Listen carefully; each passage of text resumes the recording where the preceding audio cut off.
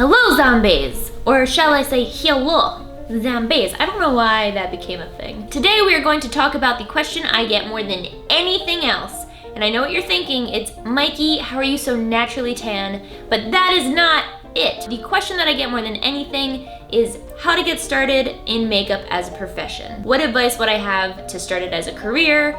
Should you go to school? How did you get started yourself? Stuff like that. It's okay, so that's a lot of questions, but you get the general gist. I think in telling my story of how I got started, a lot of my advice will kind of come through in that.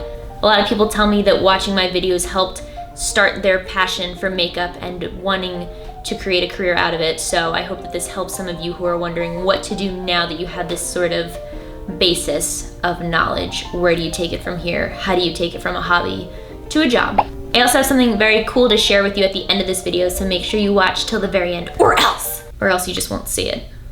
But whatever. All right, let's get started. I have a dog hair up my nose and on my hands. What's going on? So my first technical job as a makeup artist was on the set of a short film for a friend of mine while we were in film school together. He was doing a senior thesis. He needed some 60s style makeup. He thought that I was good at my own makeup, so he asked could I do it on someone else, which I had very low confidence in, but I practiced on a friend. I decided to do the makeup for this short film.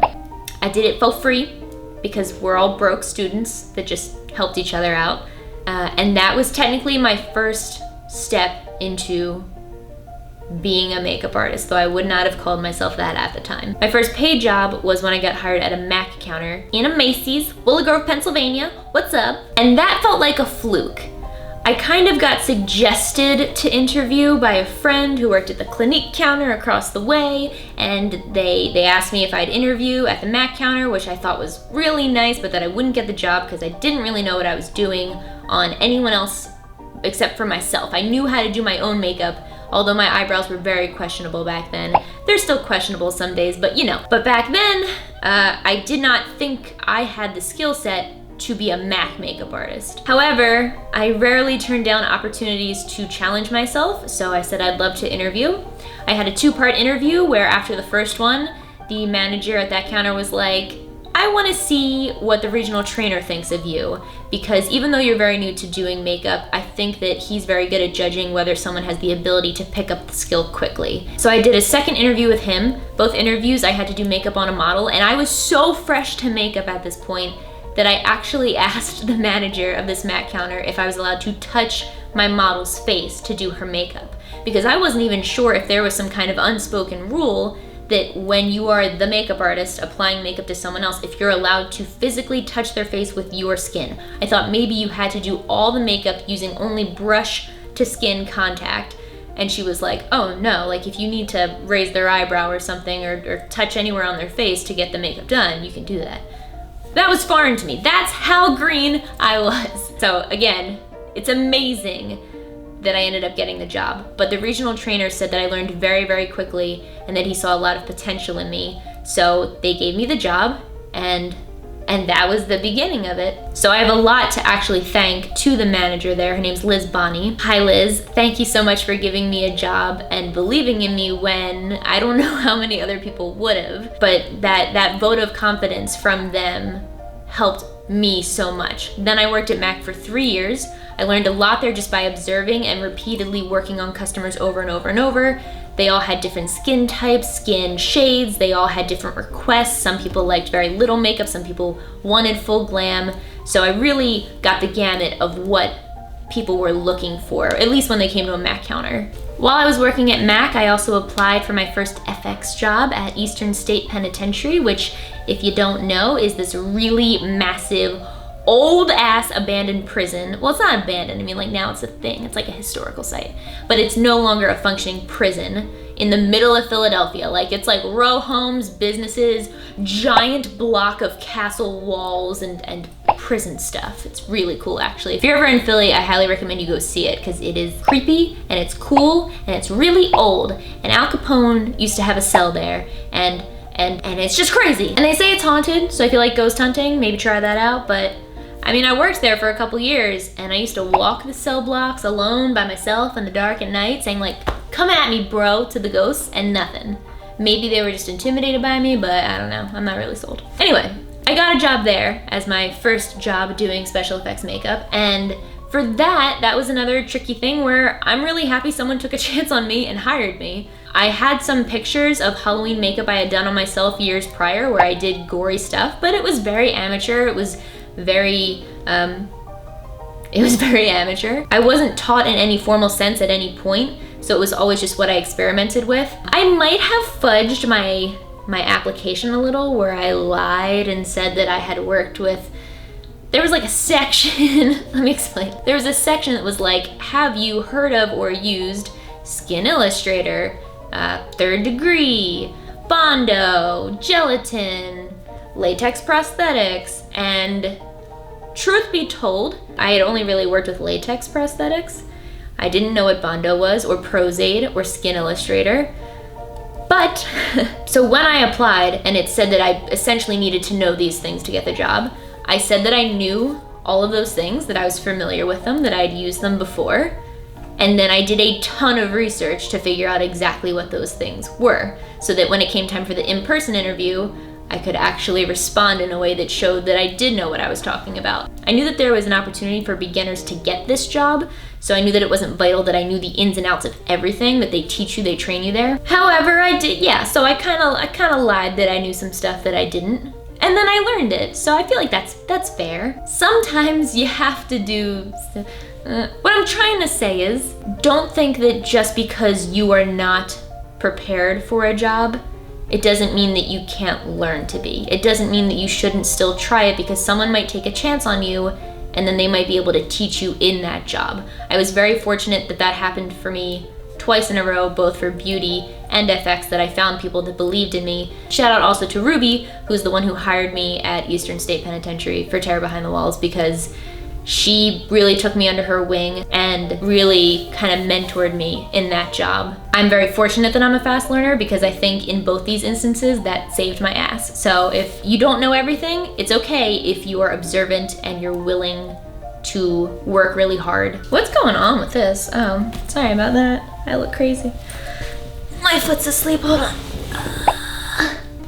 I can't feel that at all. This is not product placement for Dr. Scholl's, I swear. Not sponsored. So I worked at Terror Behind the Walls for 2 years. I visited on year 3, but I learned a lot there because, again, I had to work on so many faces. I think there's 200 actors at that haunted house that would come into the makeup chairs and be split between something like 10 makeup artists. So we constantly had people coming in the chair, getting them out as fast as possible. We got to experiment. We had general guidelines like this actor needed to have bruises and cuts and blood. This actor needs to have infections. So I got to, again, practice a range of things. And I had to do it very quickly under pressure, which really tested my ability to be creative. So those jobs were really invaluable to me as my starting points. I spent almost the entirety of my Mac paycheck in Mac products to start building up a beauty kit. Ruby from Terror Behind the Walls was nice enough to put together a small FX kit for me to take home with myself after the first year, which to this day is still one of the nicest things anyone has ever done for me, and something that I'm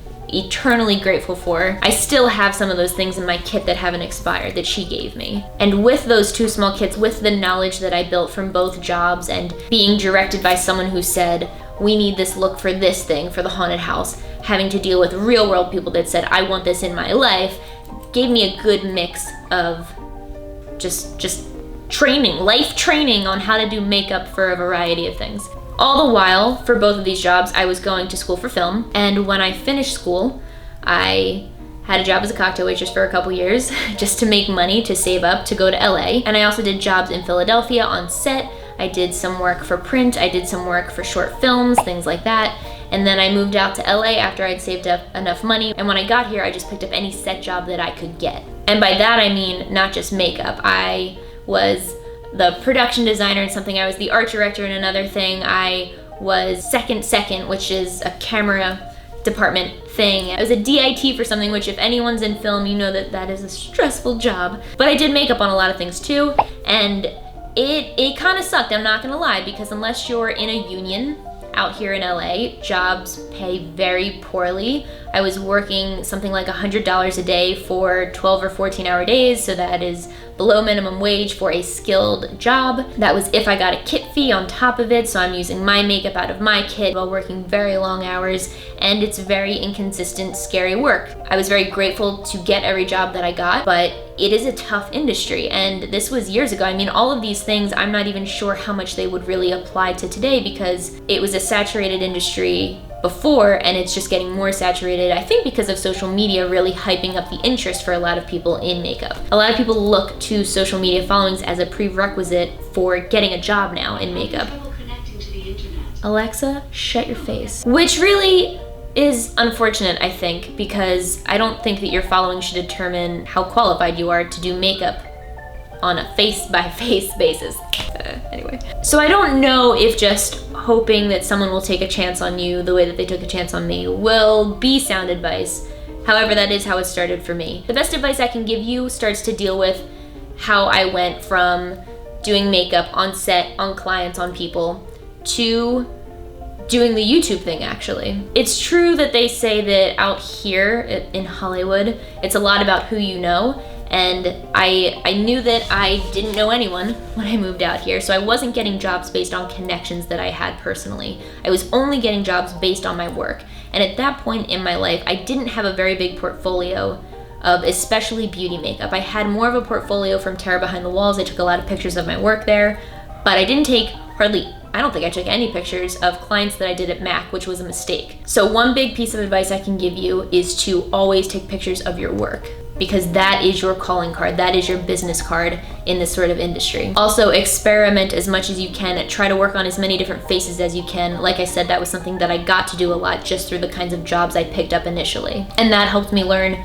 so much. YouTube wasn't really a thing back then in the sense that it was full of makeup tutorials. I used to watch Candy Johnson back in the day and Michelle Phan way back in the day on like how to curl my hair with paper bags and stuff, but a lot of what I learned is just through experimenting on myself, on clients, on other people, on people that I could experiment on. Like if a client asked for something, I gave them what they wanted, obviously, but if I had any room to experiment, if they gave me leeway, I would try something that was a little newer to me. The more you can experiment, the better you will get at something. Don't just keep doing what you're used to doing. Don't just keep doing what you're good at doing. Any chance you get to go outside of your comfort zone, you need to do, because that's how you grow as an artist. It is possible to learn how to do makeup without makeup tutorials, because that's a big way that I learned.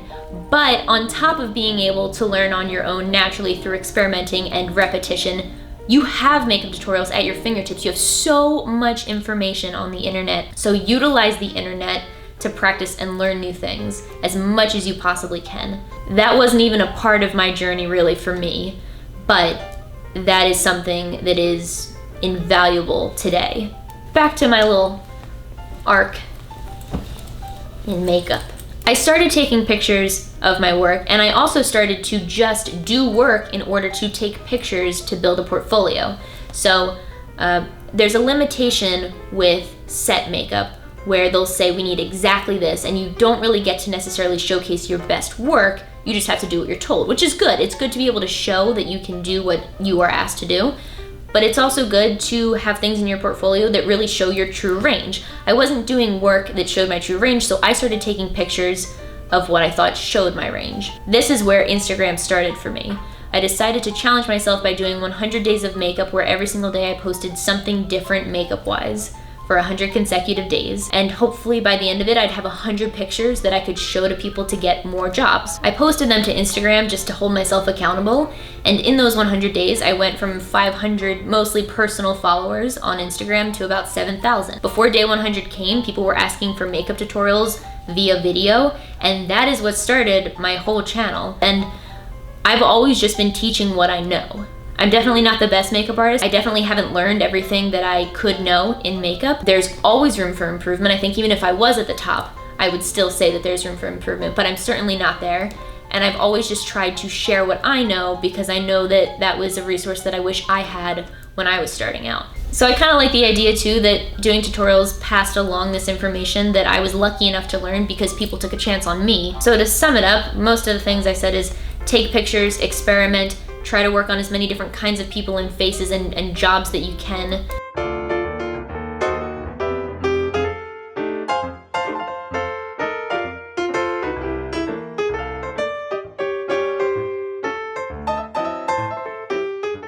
realize that it's oversaturated, but that doesn't mean that you can't be successful, and that it takes a lot of commitment usually to get to the point where it does pay pretty well. But that if you love it, with anything, as with anything, if you love it, it is worth it. You also want to be obviously someone that people enjoy working with, because that is another way that you will get jobs. The life of most makeup artists is in freelance, which means that you go from gig to gig and you're not exactly sure where the next thing is going to come from, which means that not only do you have to be good, you have to be someone that people want to be around, because that is what will get you called back for the next thing and the next thing. I don't know anything about that, because I don't know why anyone would want to spend time with me. Like I said, I started this in 2010, so it's been a long process for me, but even 4 years ago, when I first moved out to LA, I was so broke. There was a point where I had 2 plastic plates to my name, some plastic utensils, and I used to wash those in my bathroom sink because the kitchen was full of like cockroaches and other various types of insects. And I was splitting a room and I couldn't afford to do my laundry. Stuff like that. And that was with me working 14-hour days. So it's a tough road, and I've been lucky enough that it has paid off. And all this to say that today there's a very cool full circle to end this story with, which is that I am in this month's issue of Makeup Artist magazine. There's a 3-page story. Y'all, that's my face. That is my face giant in an actual magazine. 3 pages of glorious, glorious photos from across the years. I can't even believe that this is a thing. So to everyone out there, whoever told me that I'm not a real makeup artist because I am not part of a union, or I didn't have formal education in it, or I'm a social media makeup artist, which isn't a real makeup artist, thank you for fueling me to keep working hard and to prove that wrong. And a bigger thank you to the people who did the exact opposite, which was take a chance on me, believe in me, encourage me. Thank you to Makeup Artist Magazine for wanting to feature me. This is not sponsored. I just think this is really fluff and cool that I'm in it. So if you want to pick it up, they are available for purchase now on their website. You can also find them in some makeup stores. If you look on their website, you can see where they sell them. Ordering online is probably your best bet to find them unless you're in LA or New York. This is the same magazine. They have 2 different covers. So if you see either of these in a store, this is the one that I'm in. It's issue 130. This magazine is really cool in general. If you've never seen it, I highly recommend it because they always have really cool stories about special effects makeup on the latest movies, how they do it, just really like involved shit. They also featured Mimi Choi. I hope I'm pronouncing that correctly. I'm sorry if I'm not. But you know her face. She does these crazy illusion type makeups. So freaking cool. So she's also in this issue. I'm so excited, guys. I had to share with you. I may not be the best makeup artist, but I do take a lot of pride in the fact that my makeup tutorials, however basic, however to social media, whatever it may be, has led a lot of people to find something that they really enjoy doing, that they're passionate about, and that maybe they end up making a career out of too. That's the end of the cheesy part. I have pasta in the fridge. I'm gonna go eat it. See you next week. Bye.